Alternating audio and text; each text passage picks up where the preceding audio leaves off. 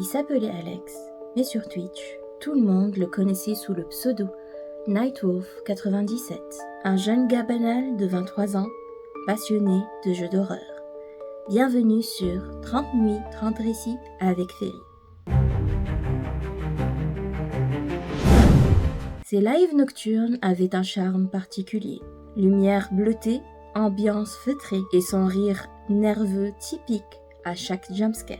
Ses viewers adoraient son authenticité et même si sa chaîne ne dépassait pas les quelques milliers d'abonnés, il avait une communauté fidèle. Un soir, il lança un stream un peu particulier, un marathon d'horreur jusqu'à l'aube. Les spectateurs étaient au rendez-vous et tout paraissait normal jusqu'à 2h37 du matin.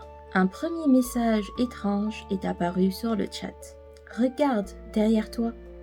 Alex sourit, croyant que c'était une simple blague. Il fit mine de se retourner en rigolant. Rien. Le chat, pourtant lui, s'emballait. « Non mais sérieux mec, y a quelqu'un ? On a vu un truc bouger à gauche. Clippez ça ! Est-ce que c'est un happening ? C'est un happening ?» Intrigué, Alex rembobina son propre replay en direct. Et effectivement, pendant une fraction de seconde, une ombre semblait apparaître derrière lui, juste hors du halo de sa lumière bleue. Alex continuait de sourire, mais son malaise était palpable. Il continua pourtant son stream. Quelques minutes plus tard, un grand bruit éclata dans son appartement, hors caméra. Alex sursauta, fixa l'écran, puis coupa soudainement son live. Silence, plus rien. Les jours suivants, sa chaîne resta inactive. Plus de vidéos, plus de stories, plus de tweets. Sa communauté s'affolait, convaincu qu'il préparait un coup marketing ou un ARG élaboré. Mais au bout de 2 semaines, seule une photo apparut sur sa story Instagram. Une image sombre, avec seulement un texte écrit en blanc sur fond noir. « Je quitte les réseaux, merci pour tout. » Puis, silence définitif, plus aucun signe d'Alex. 1 an plus tard, en pleine nuit, une notification Instagram surgit. Alex est en direct. Des dizaines d'anciens abonnés cliquèrent alors immédiatement. Le live montrait Alex en sueur, dehors, filmant avec son téléphone.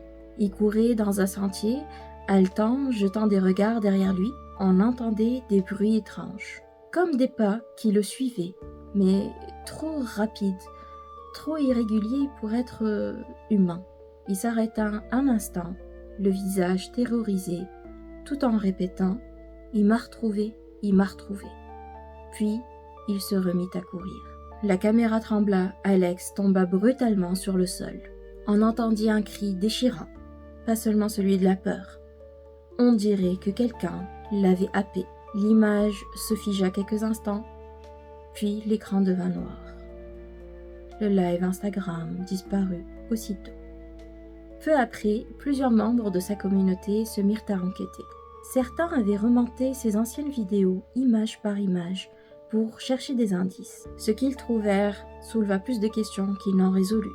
Dans plusieurs streams vieux de plusieurs années, une ombre semblait être déjà présente. Alors des théories émergèrent. Un esprit, une malédiction, un ARG raté. Certains parlèrent même de messages cryptés et de serveurs militaires. Mais peu à peu, les recherches commençaient à cesser. La police, jamais rien. Ses comptes, fermés. Ses traces, effacées. Malheureusement, l'histoire se termine là. On n'aura plus jamais entendu parler d'Alex sur les réseaux. Ses fans avaient fini par abandonner les recherches, et ce malgré qu'ils avaient contacté la police à plusieurs reprises, sans suite. Aujourd'hui, certains abonnés jurent recevoir des notifications fantômes. Nightwolf97 est en direct. Quand on clique, l'écran reste noir. Mais si on monte le son, certains jurent entendre un souffle.